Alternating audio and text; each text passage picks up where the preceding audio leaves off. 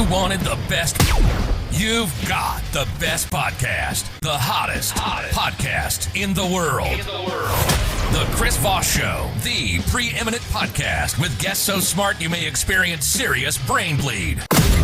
Get ready. Strap yourself in. Keep your hands, arms, and legs inside the vehicle at all times, because you're about to go on a monster education roller coaster with your brain.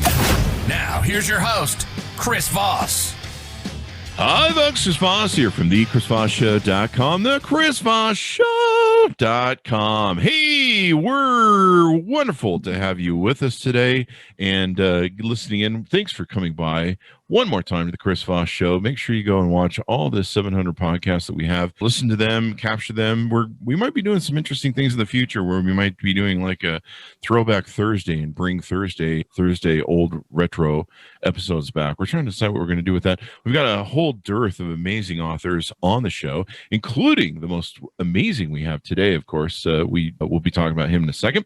But in the meantime, to see the video version of this broadcast, go to youtube.com/Chris Voss. Hit that bell notification. It'll make you feel special, like you're part of something, a magical hug family of people that care about you. And remember, the Chris Voss Show never judges you. Also, go to goodreads.com/Chris Voss. You can also go to all of our Facebook groups, LinkedIn groups, and Instagram accounts as well. Today, we have a most amazing author on the show. I was actually came across him in Clubhouse, the Clubhouse app, if you're familiar with that. We were in one of the rooms, and he was up on the dais there talking about the launch of his new book. The gentleman's name is Tim Storey. He is the author of many books, but the latest one, The Miracle Mentality: Tap into the Source of Magical Transformation in Your Life. Tim is my friend, life coach, humanitarian, nice guy. Welcome to the show, Tim. How are you? I'm great, and I was enjoying hearing your voice. Like when you did the intro, I was impressed, and I hear good voices. You like barely sang. No one wants to hear me really sing. That's what it is. No, but I said barely. Okay. Chris, what an honor to be on your program today. It's an honor to have you, my friend, and congratulations on the launch of your new book. Yeah. So this book, you never know when you launch a book, right? So I've been working on it for 3 years, Chris. Writing it, rewriting it. I have an amazing editor who is a teacher, professor at Princeton University. And we would just go back and forth. And I really think we've created some magic here. Awesome. I knew that it was brewing, but then it happened. And now it's selling like hotcakes. Is that still the same? Selling That's like awesome. Hotcakes. Yeah. And I think I heard you on another broadcast on my research said you guys sold a lot of books just off that Clubhouse room that you did. Yeah, the rumor is over 20,000 in one night, just in the opening alone. But what's happening is my friends are being nice to me. Oprah's going to interview me, Steve Harvey.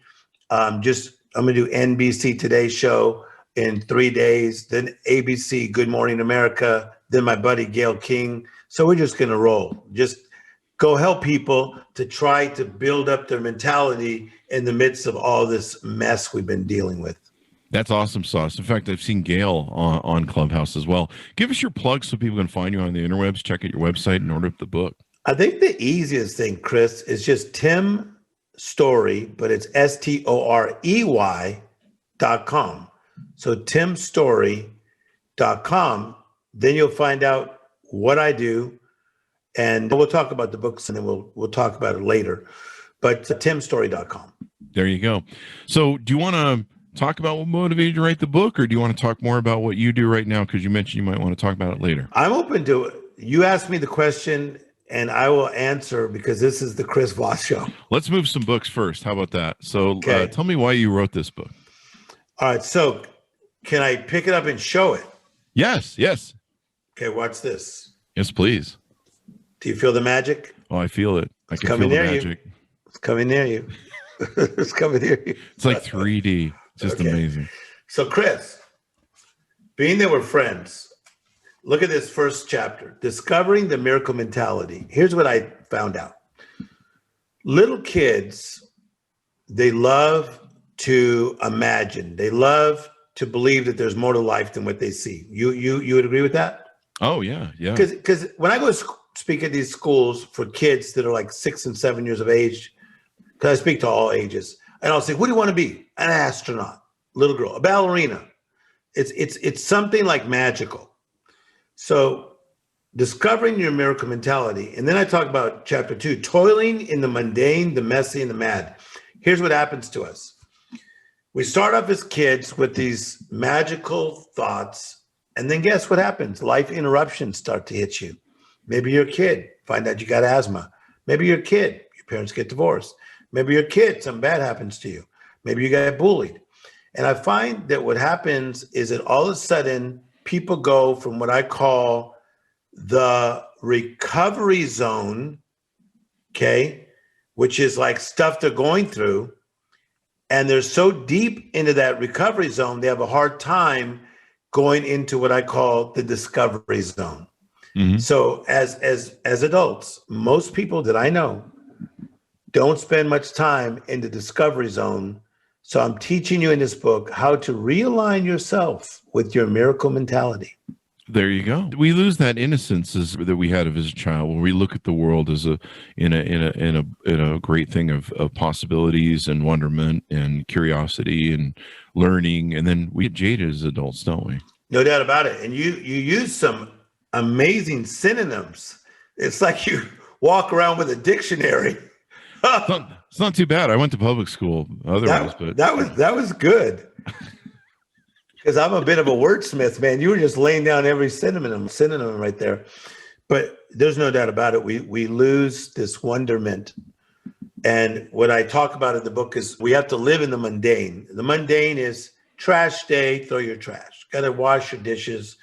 You got to keep your house clean. You got to go to the DMV. You got to get your registration tags and actually put them on. Get my point? That's like mundane stuff you got to do.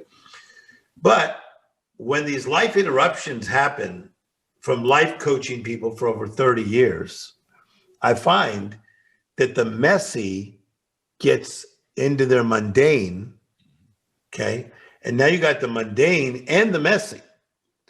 So you're not really looking to think like miracle, magical thoughts, extraordinary thoughts, because, man, you're just trying to deal with your mundane and your messy. There you go. It's hard to get really excited when you're taking out that trash. There's not a lot. No doubt about it. Okay, but let's talk about messy. Let's talk about COVID-19. So February of last year, we were just like flowing. Heard some stuff on the news about some things were going on. And in March, people are wearing masks. We're quarantined. And people are nervous. There's a lot of fear that hit people. People lost jobs. And then it gets really messy. And for some of us, that people died. Because of my background, I have a doctorate in world religion. I just officiated 2 funerals in the last 4 weeks. So this is real stuff, and both COVID related. So my point is that this is real stuff that's going on. But at the same time as the mundane and the messy, if you're not careful, it goes to the third stage in my book, and that's the mad. The mad or the madness, when everything is just chaotic, okay? And let's think about this for a minute. A lot of people, Chris, haven't you seen some of your friends start to struggle? Yeah, we've all been struggling with this coronavirus thing. This pandemic has just been quite upending. Upending is a good word. So I decided to write this book, and this is more than just easy stuff, really help people walk through this, because I believe that life is still good, but I think that you have to make room for magical moments. And I think that people are so caught up in this messy and the madness that they're not making time for magical moments. Give you an example? Yes, please tell us what they are. Okay, it's like little kids, right? So I don't know this about you. Do you have any children? No. Okay, so I do, but my children are not so little anymore. But when they were little, they would say, "Hey, Dad, can I play?" Okay, but first you got to clean your room. But hey, but then can I play? but you got to go to school today. But then can I play? You get my point? Mm-hmm. So when they're in kindergarten, first grade, second grade, it's all about playtime. So I did a lot of research, and I have some researchers too, which makes me extra special. So I have researchers and myself who found this thing out about kids and play. The one reason they like to play is it gives them an opportunity to manifest in the area of their imagination. That's why little kids have like imaginary friends. And one of the things that kids like to do, remember the sandbox? That's almost like a thing of the past. I love the sandbox. Okay, so kids could go in a sandbox forever, and they could have, I wish I had a cup here, but they could have one cup and just scoop and then play and scoop and, right? Yeah.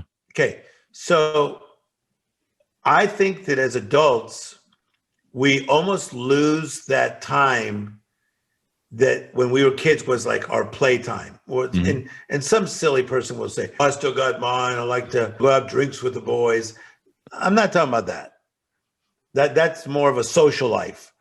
But I'm talking about taking time to be creative and let your imagination soar. Man, there's some beautiful things in life when you do that. And what's the best way to make that space in your life? Because that's the biggest problem people have is they're always running around chasing this, that, and the other, and they don't make space for it. Okay, so number one, for those that are taking notes back at home, number one, you don't have to take notes because you have such a good mind. Number one, you need to wake up. And to wake up, as I looked at the dictionary, means to come out of a place of sleep. You're asleep, you need to wake up. Conscious. I'm awake. So if you are living in the mess or living in the madness and you feel like you're a discount version of yourself, you need to wake up. Okay? You need to wake up. So this show today is going to help wake you up. Tim Storey is going to help you up. Chris is going to help you. Here we go. No one, you need to wake up. Secondly, Chris, you're going to love this. You got to take inventory. You got to say, okay, it's been a pandemic. It's been a little long. It's been about a year now, a little over a year, right? Quarantine. People like in Texas, they're not so much quarantine. But, okay, I got to take inventory. How am I doing physically? How am I really doing in the clarity of my mind? How am I doing with my family? How am I doing with my singleness? How am I doing with my dog or my cat? How's my job doing? How's my money doing?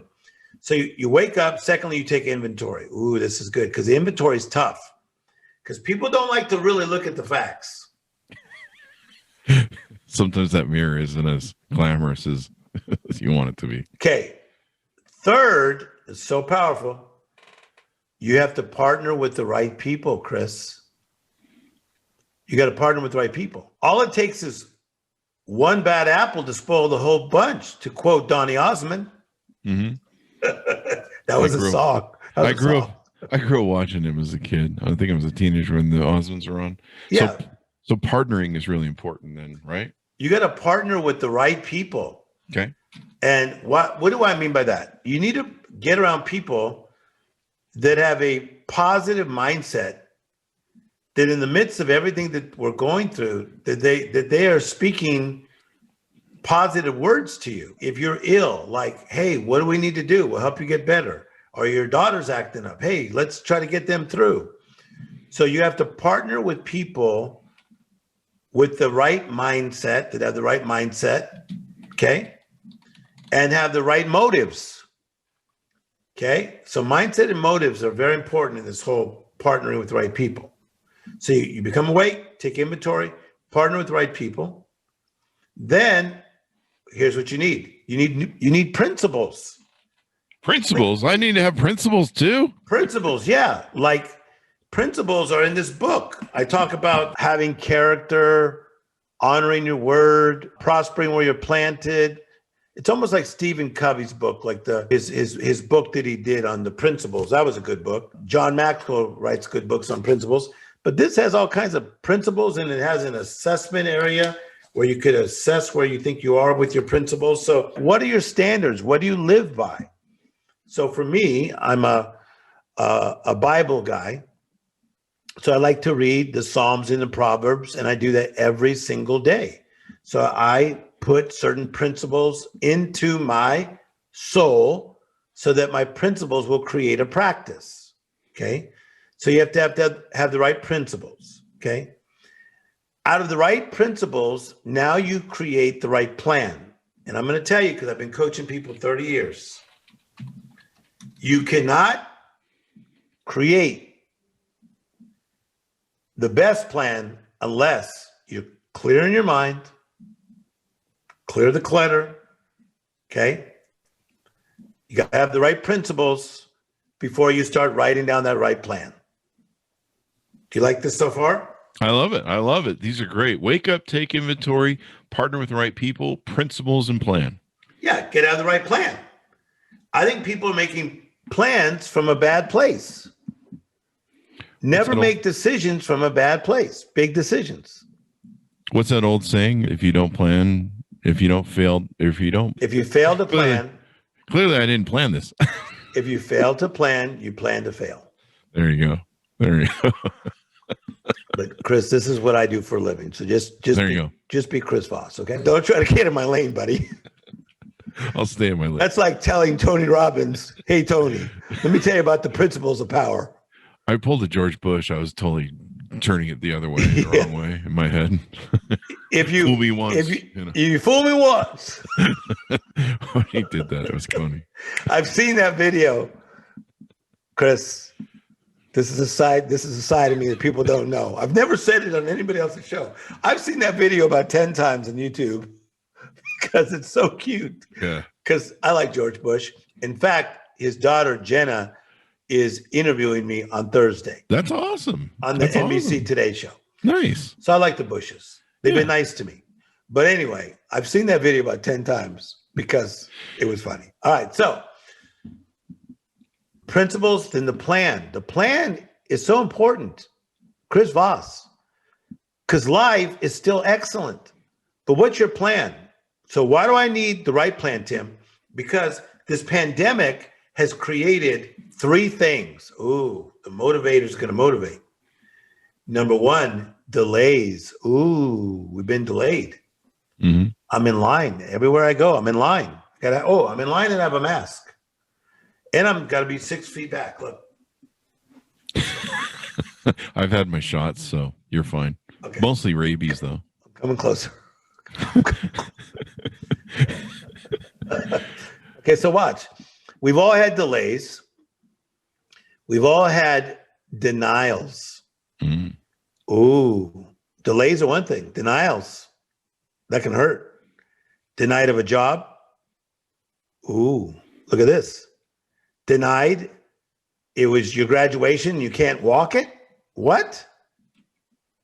It's your wedding and you can't have humans there? Delays, denials, and here goes the third one. Detours. Mm. Think of so many of our friends, Chris Voss Show. Watch. Detours. They don't know how to handle them. They don't even know how to put on their own navigation. Someone move my cheese. Yeah, someone move my cheese. Detour. Dorothy, get back on the Yellow Brick Road. The next book by Tim Storey. All right, so tell me what you think about my action plan so far, Chris. On Wake Up, let me ask you this: on the Wake Up principle that you have, is that bearing into being present? I got into Eckhart Tolle's "Be Present" book, and that was a wake up moment for me because I felt like I was really drifting. Is being present maybe part of that? You hit it spot on because Eckhart Tolle talks about the power of now, and to be in the power of now, which I am. I literally live in it, and I got it coming at me from every direction. When you're the comeback coach to the stars, there's a star needing me right now. So I have learned to be in the power of now. I am fully present, fully feeling, and fully alive. Most people are constantly distracted. Somebody else's urgent is not necessarily yours. That's true. That's true. Can you repeat that? I was texting. No, I'm just kidding, Tim. I'm just kidding. That was funny. We do some of that on the Chris Voss Show. We're known for it. Waking up, being present. That was something I struggled with. I was in real fog for a few years, and I was struggling just to identify I have dog kids. So I was like, they're here and I'm here, and I'm not in the moment. And so that was a real struggle. So I love that concept. Wake up, take inventory. I thought this is really important because a lot of people don't. And it is hard for people sometimes to go, what is my financial situation or what is my relationship with and stuff like that. And it's hard for people to sometimes face questions that they're like, they may not like this answer. What do you think? What do you think is the best way to approach that if you don't like the answer? So listen, the take inventory thing is difficult for me. I'll give an example. I would say 6 months into the quarantine, I started to feel it. So I went to a very nice part of Southern California because I live in Southern California, but I don't live by the beach. But I went and I got a hotel for 2 days by myself, overlooking the ocean, because I just needed to breathe. I needed to see something different. I was going stir crazy in my own house, but yet I didn't tell people about it because Tim Storey. But man, just to get out and take early morning walks and see the seagulls, really not even joking with you. Yeah.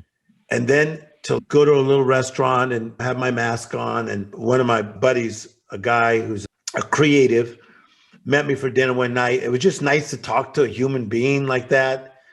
And then get back out there the next morning and walk on the beach and see the seagulls. 2 days of clearing my mind so set me into a better place. And that was because I took inventory and I realized I had gone from mundane to messy myself.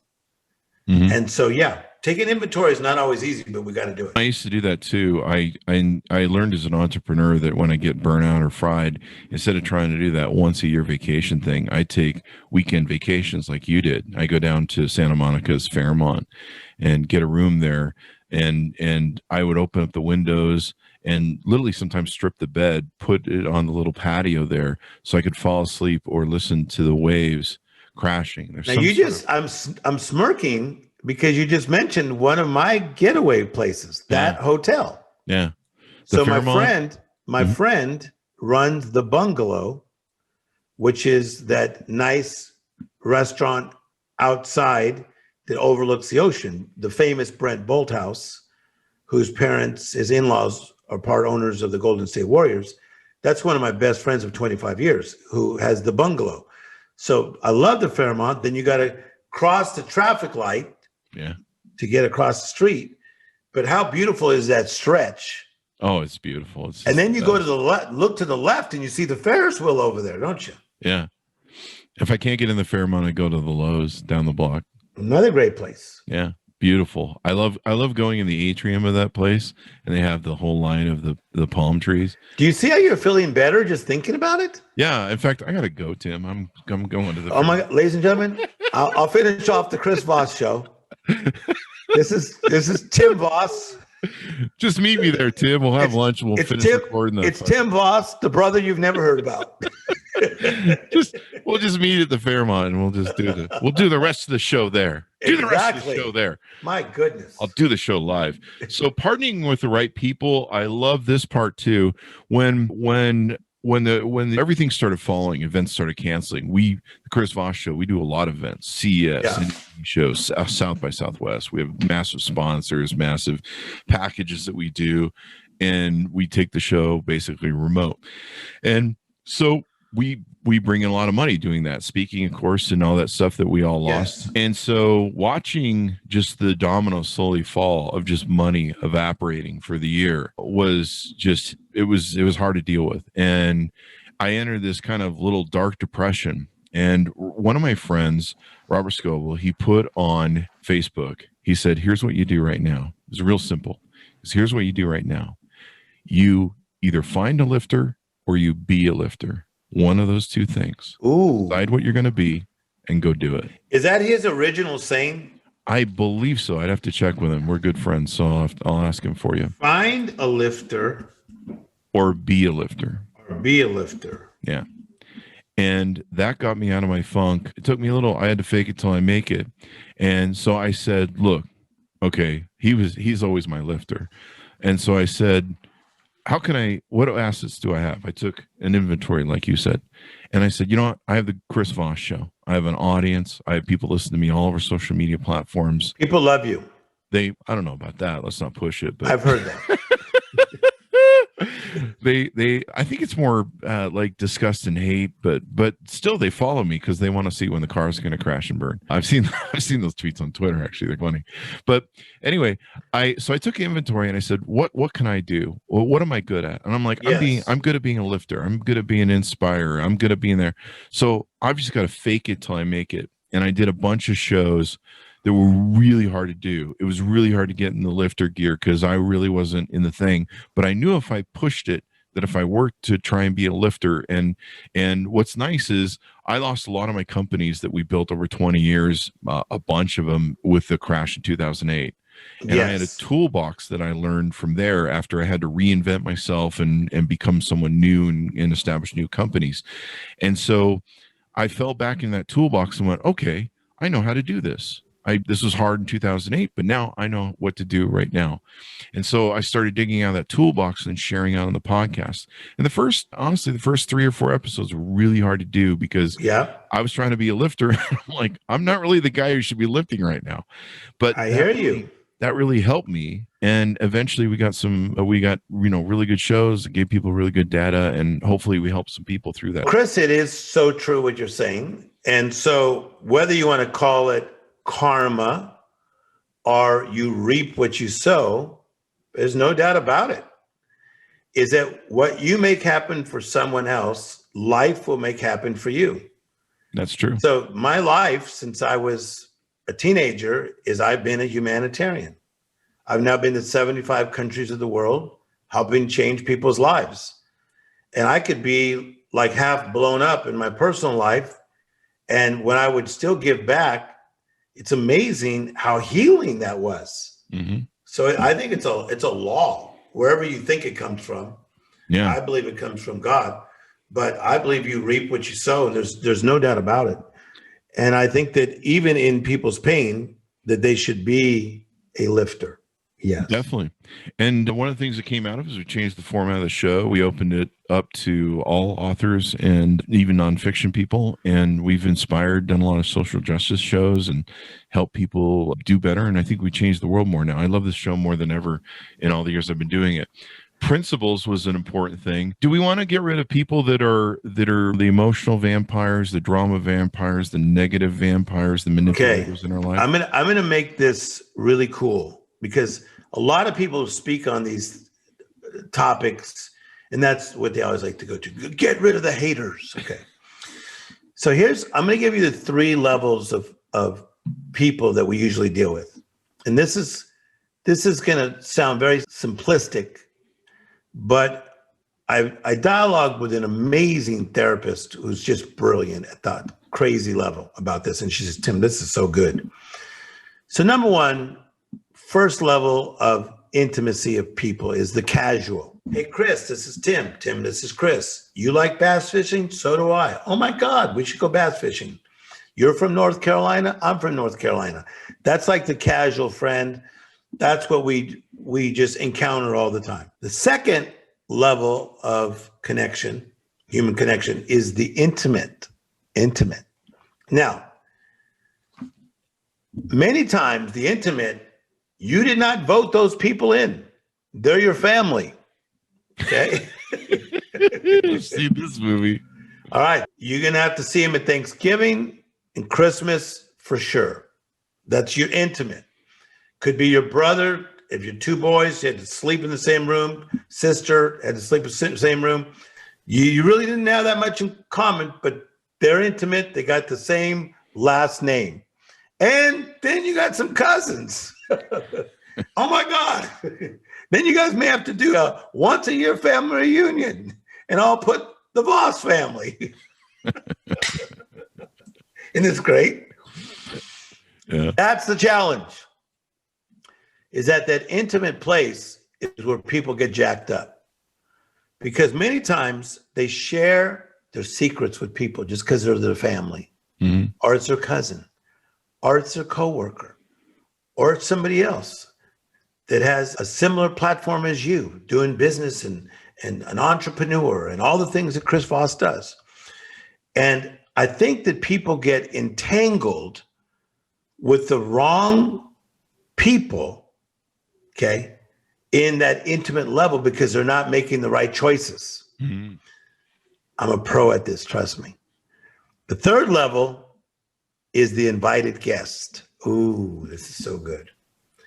Just because you know them doesn't mean you need to invite them.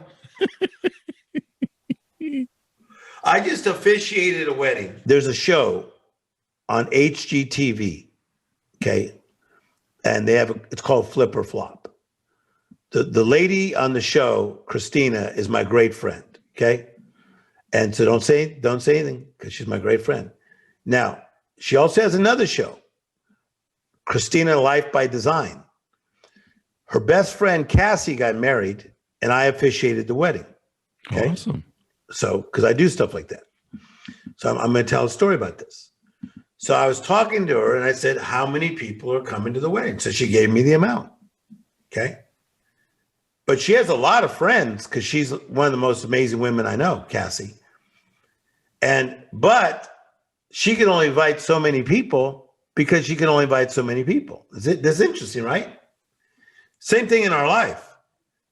Some of you are bringing people that should be casual friends into the invited guest section. Bringing them in deep. How you doing, Chris? Just because they ask the question doesn't mean that you have to give them the answer. I don't give people straight answers if I don't know them. I gotta know their motives. What's your motive? Why are you asking me that? Why do you want to know? Why do you want to know how much I make from speaking? Why do you want to know what's it like to be so handsome? Really? Do you really want to know that? Yeah. I just want to know your routing number and your account number on your bank. I want to give my phone number away today. My phone number, Chris, is 555-5555. I want to give that away. So would you say this would be like boundaries, good established boundaries? Is that You got it right there. Okay. A great book too, Boundaries. Towns wrote that book with his buddy. Boundaries. This is all about boundaries. I'm a master of boundaries. So I could be talking to Chris Voss and I'll throw in Grant Cardone. Two friends of mine. Let's say we're having lunch at the Fairmont. Let's take it up a scale. We're having brunch. Because we're the kind of guys. Yeah, we're brunch guys. We're brunch guys. We're having a brunch. We're brunch guys. We own it. I got and then some to say that. And then some guys, let's say some random guy comes in and goes, "Oh my God, dude, freaking A, can't believe it. It's Chris Voss." Totally does not even pay attention to Grant, doesn't even pay attention to me. Pays attention to Chris. And says to us, "Hey, I'm a fan of Chris Voss. Can we sit down?" We have the right to say, "You seem like a great guy, but we're having a conversation we've been waiting to have for a while." That's boundaries. There you go. Is that so good? Is that so good or what? Come on. That's important. Yeah, Grant's really awesome. Talked to him a few times on Clubhouse. In fact, we're usually on a dais together always. His wife follows me, which is really cool. I thought that was... Elena is one of my great friends. Yeah. She is the one that told me about Clubhouse. And she was going to use her one ticket to get her buddy, Tim Storey, on there. And she got you on, and that's how we met, the serendipity of it all. You see? So your last point with plan, what's a good plan? Or we want people, of course, buy the book so they can really get the details. But the thing about, of course, I want to give some more. And the thing about this thing here, okay? Can I tell you that I'm not on a sales tour? And this is the truth. Because to me, I'm not a salesy guy, but I think that's why it works for me. When I speak at these conferences, They all say I set records for how long I have to sign stuff. I'm there sometimes 4 or 5 hours signing because I connect to the soul. And when people connect with you, then they want to say, holy schmoly, this guy's making sense. I want. So there's no sales thing here. I'm just telling this thing could take you to another level. So this idea of the plan is not enough, but a plan is a scheme, is a scheme. It's an intention. Okay. So you got a plan, but most people's plans are coming out of a place of a mess. If you're in a messy place, you're gonna create a messy vacation for you and your kids. Yeah, that's true. Right? Didn't you see the Chevy Chase movie? Yeah, I've seen that. It was in a mess. He just kept doing stupid stuff. You got the plan, and then guess what you need next? Once you got the plan, you need persistence. Persistence. Write that down. That's always good. Let me write this down. You need persistence, people. You got to stick with the plan. I do a lot in Beverly Hills, right? So my office was in Beverly Hills forever. I lived in Beverly Hills forever. So here's the deal. You get around people like, you go eat with them at a nice restaurant. I'll take the Polo Lounge, Beverly Hills Hotel. And so maybe the wife of one of my friends says, oh, I don't eat that anymore. I'm vegan. Okay. How long you been vegan? A day. Welcome to California. Welcome to LA. California, to LA. Yeah. But catch her in 3 weeks, she's something else. Then catch her in 4 more weeks, something else.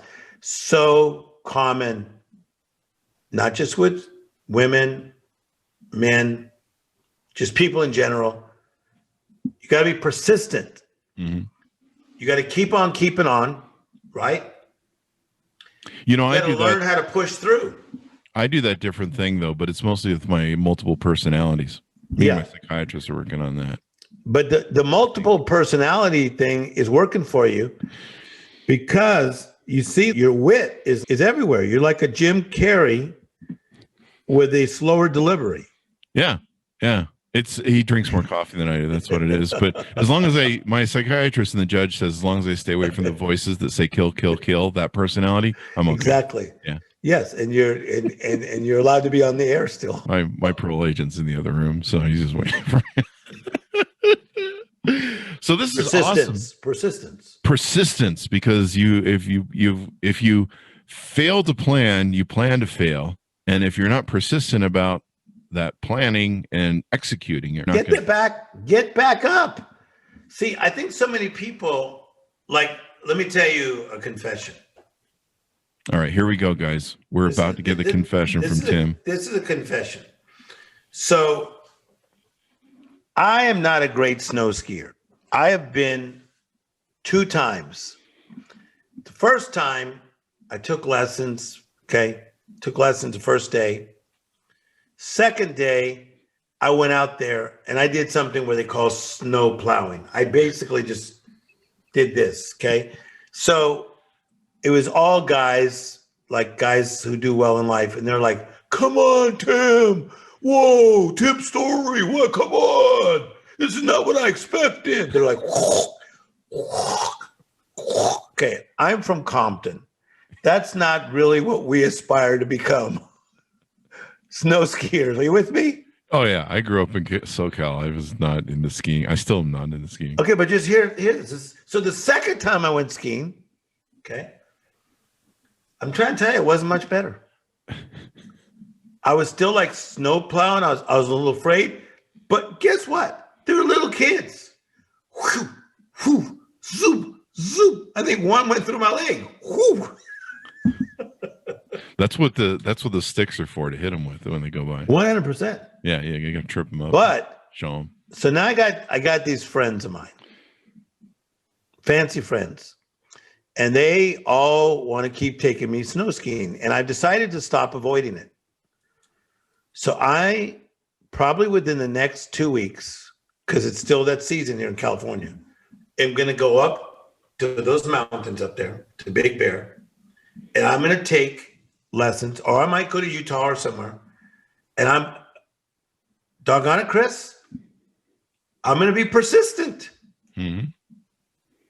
Do you like this? Do you like this coming out of me? I'm going to do it. I love this. I'm going to get back up. As long as you don't go full Sonny Bono and ski into a fucking tree, we're all cool. Exactly. That's the crap that I read and saw that scared my chocolate self. So I was afraid, I'm going to fall. Oh, then I'm going to get up. Then I'm going to fall. Then I'm going to get up. I'm going to fall. Welcome to the world, Tim Storey. Get your chocolate self out there. Get some skis and fall and get up and get better. Yeah. Do you like this? Do you like this as a life coach? I love this. The whole reason I don't ski is because I'm against trees, though. That's just for me, though. But that's me. I'm listening. So some other chapters in your book, activating the magical. Do we want to talk about that just a little bit? Heck yes. Okay. I believe that most of us believe in magic. Magic scares people, that word. They think, ooh, the paranormal. That's only 8% of its usage. Magical means extraordinary. That's me. I like that. Uncommon. Watch this. Watch Tim Storey just start rhyming here. Not normal. Okay. Uncommon, not normal. Supernatural, extraordinary. So this guy, Walt Disney, walks into an amusement park in the 30s, and he says, I'm going to build my own amusement park, but mine's going to be, watch, different, better, and more magical. 1955, Disneyland opens. Costs about $18 million. What Walt Disney saw prior to it opening was orange groves. You're from California. Mm-hmm. Orange County. Mm-hmm. Orange groves. He saw orange groves, but he also saw Disneyland. This is beautiful. So magical thinking had him thinking from the 30s to 1955 till it opened, and then it went beyond and all the things he did. He said, I'm going to do my own amusement park, but it's going to be different, better, and more magical. That's what I'm looking for from people. There you go. I believe your life is supposed to be different, better, and more magical. So we should look for those moments in our family, in our interactions with clients, and different The things. magic is everywhere. So watch this. We always think it's like a big event. Oh my God, I went to Coachella. I saw this band. They blew me away. No, that's not what I'm saying right now. Magic is everywhere. Magic is in the fact, look how well we get along. Mm-hmm. Okay? We're having a magical conversation that's going to help a lot of people. Mm-hmm. Magical is also this, like going to your kid's soccer game and actually paying attention and not texting and seeing that the little rascal finally scored a goal. And then he looks up to see if you saw it, but you're like down here. You just missed the magic. Yeah. Karen. Okay. I'm Chris. This is good though, what I'm saying. Good, yeah. So the other day, I was busy being Tim Storey. I was feeling it. I was feeling the Tim Storey. I was feeling it. All kinds of stuff was going on. My people were around. They were telling me all this amazing stuff happening. I write for American Airways magazine every month. Every month I'm in the magazine. United Airways Alliance every month. 90 airports. If you travel, 90 airports of the world. There's a big screen. You'll see my face, me motivating people. All the restaurants, you got to deal with me. I'm in 1 million hotel rooms. Holy crap. No, for real. 1 million. But when you turn the TV on, there I am. Hello, sorry, can't get away from me. Okay, so we were talking about all that, but instead of it like firing me up, it was stressing me out. Mm-hmm. I was feeling stressed out. So I don't smoke cigarettes or anything like that. So I said, it's 2:00 in the afternoon. I feel stressed out. So I snuck away from my staff and I went to my backyard. And I said, guys, I just need to check my emails. I just want to get away from people. Go to my backyard. Chris, I'm going to tell you something awesome. This may bring a tear to your eye. You're sitting there, a little stressed out. Even though I'm in all these things are happening, people are loving me. Oh my God, look at me, life coach to the stars. I'm outside, out of nowhere. 3 butterflies come by. They come so close to my face, I'm not kidding. I almost felt it. They come by. I'm not joking. They go like this. They circle. And they swing by again. So I call a friend of mine who's into stuff like this. It's a lady. She goes, describe them. So I describe them. She tells me what kind of butterflies they are.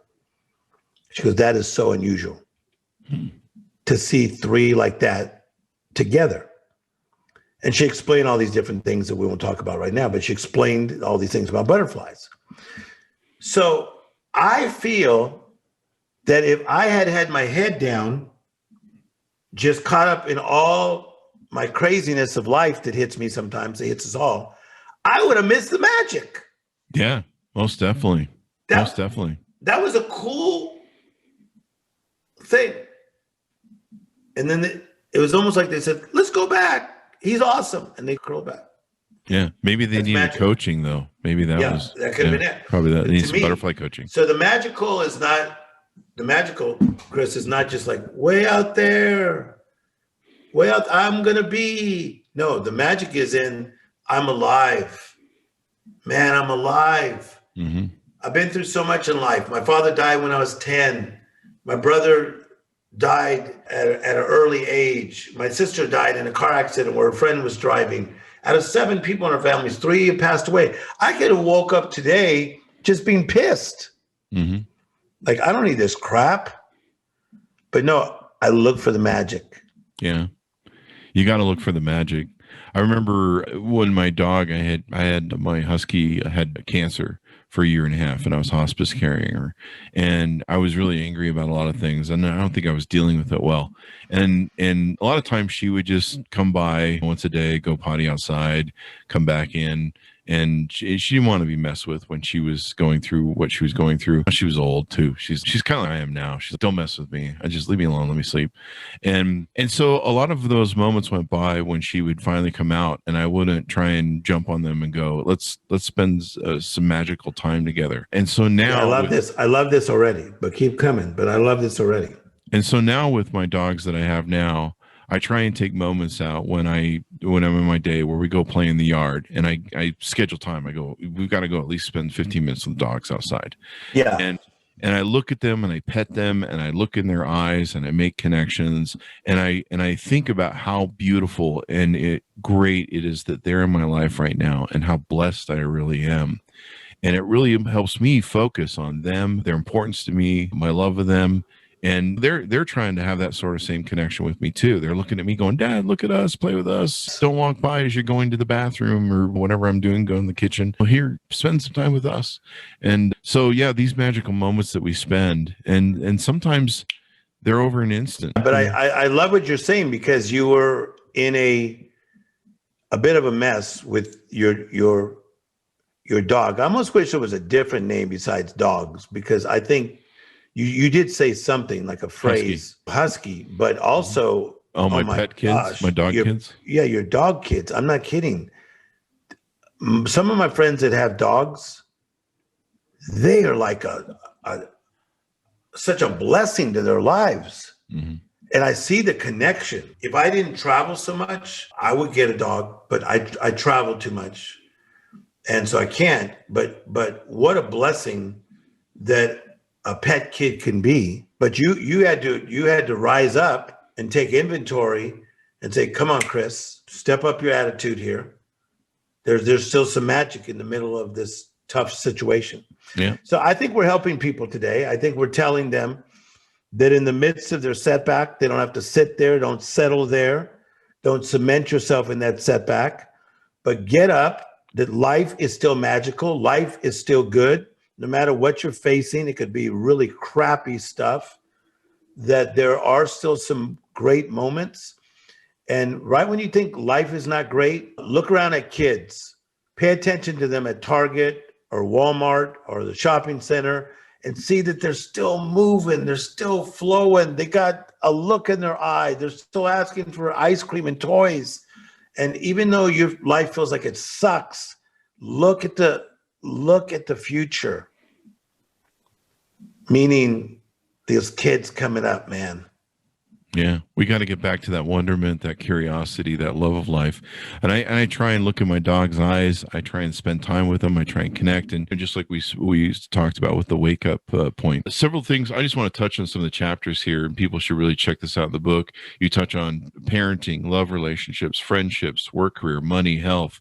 And then you do some summaries, and you have in there a miracle mentality workbook as well. Yes, I do. We put a lot of work into this and a lot of money into this. I put a lot of my own personal money on this, even though I'm with a big company, HarperCollins.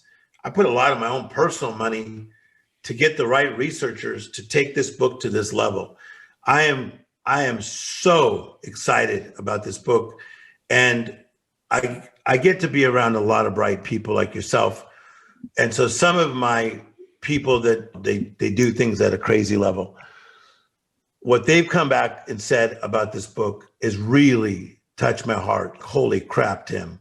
This is not just a bunch of fluff. Like you dug deep, and you made me really take inventory in my life and even write things down. So this is for the purchase. It's worth it. That's why some people are buying 1,000 at a time.